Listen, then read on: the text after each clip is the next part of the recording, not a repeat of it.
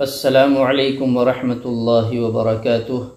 امید ہے کہ میرے تمام احباب خیر و عافیت سے ہوں گے۔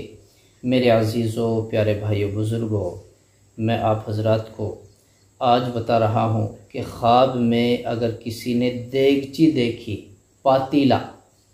پتیلا بول دیتے ہیں، دیگچی بول دیتے ہیں، ہانڈی بول دیتے ہیں، بعض جگہ پر ہنڈیا بول دیتے ہیں۔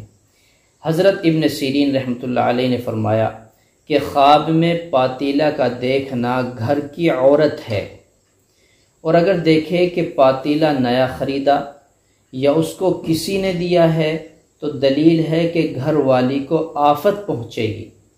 حضرت ابراہیم کرمانی رحمۃ اللہ علیہ فرماتے ہیں کہ اگر کوئی دیکھے کہ پاتیلے میں کوئی چیز کھانے کی ہے تو دلیل ہے کہ اس کو گھر کی بیگم سے خیر و منفعت حاصل ہوگی، اور اگر دیکھے کہ پاتیلے میں کوئی چیز کھانے کی ہے جو کہ بری ہے تو دلیل ہے کہ اس کو گھر والی سے کوئی ضرر پہنچے گا، نقصان پہنچے گا۔